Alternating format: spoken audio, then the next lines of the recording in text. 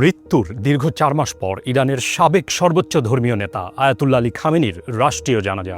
লাখো মানুষের উপস্থিতি, কঠোর নিরাপত্তা আর বিদেশি প্রতিনিধিদের ভিড়। কিন্তু এই বিশাল আয়োজনেও সবার চক্ষু ছিল একজনকে। তিনি খামেনির উত্তরসূরি, খামেনির পুত্র মুস্তফা খামেনি। কিন্তু জানাজার কোথাও তাকে দেখা যায়নি। কেন এই অনুপস্থিতি? তিনি কি বেঁচে আছেন, নাকি এর পেছনে রয়েছে অন্য কোনো বিশেষ কারণ? আন্তর্জাতিক সংবাদ সংস্থা রয়টার্স জানাচ্ছে, গত 28শে ফেব্রুয়ারির সেই ভয়াবহ হামলায় আলী খামেনি নিহত হওয়ার পর থেকেই মুস্তফা খামেনিকে আর প্রকাশ্যে দেখা যায়নি। ইরানের সংবাদ সংস্থা IRNA জানায়, ওই হামলায় মুস্তফা নিজেও আহত হয়েছিলেন, আর বর্তমানে তাকে ঘিরে রয়েছে অত্যন্ত উচ্চমাত্রার নিরাপত্তা ঝুঁকি।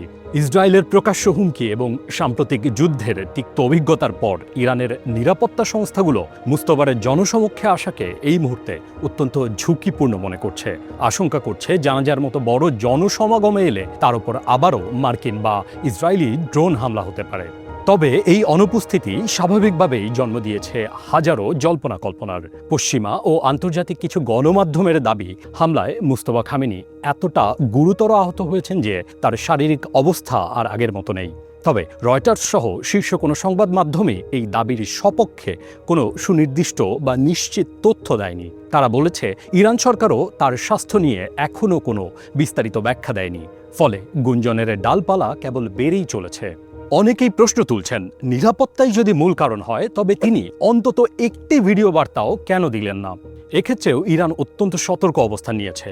সাম্প্রতিক সময়ে মুস্তফার নামে লিখিত বিবৃতি এলেও কোনো ভিডিও বা সরাসরি বক্তব্য খুব একটা দেখা যায়নি। ইরানি নেতৃত্ব চায় না প্রতিপক্ষের গোয়েন্দা সংস্থাগুলো সেই সব অ্যানালাইসিস করে তার অবস্থান ট্র্যাক করুক। বিষয়টি প্রচলিত রেওয়াজেরও একটি বড় ব্যতিক্রম। সাধারণত নতুন সর্বোচ্চ নেতা পূর্বসূরির জানাজায় নেতৃত্ব দিলে তা নেতৃত্বের ধারাবাহিকতার একটি প্রতীক হিসেবে বিবেচিত হয়। কিন্তু ইরান এবার রেওয়াজের চেয়ে মুস্তফার জীবন ও নিরাপত্তাকেই সর্বোচ্চ অগ্রাধিকার দিয়েছে। আয়াতুল্লাহ খামেনির এই জানাজার মাধ্যমে ইরান বিশ্বকে দেখাতে চেয়েছে, নেতৃত্বে আঘাত এলেও তাদের রাষ্ট্রীয় কাঠামো অটুট রয়েছে। আর মুস্তফাকে আড়ালে রাখা আসলে ইরানের এক সুদূরপ্রসারী রাজনৈতিক কৌশল বলে মনে করছেন আন্তর্জাতিক পর্যবেক্ষকরা। সব মিলিয়ে এখন পর্যন্ত পাওয়া সবচেয়ে গ্রহণযোগ্য তথ্য হলো, মুস্তফা খামেনি বেঁচে আছেন, তবে তিনি আছেন কোনো এক গোপন বাংকারে কড়া সুরক্ষায়। মুস্তফা কবে নাগাদ প্রকাশ্যে আসবেন, নাকি পর্দার আড়ালে থেকেই ইরানকে নেতৃত্ব দেবেন, তা জানতে হয়তো আমাদের অপেক্ষা করতে হবে আরও কিছুদিন। এ বিষয়ে আপনার কি মত জানাবেন কমেন্ট সেকশনে।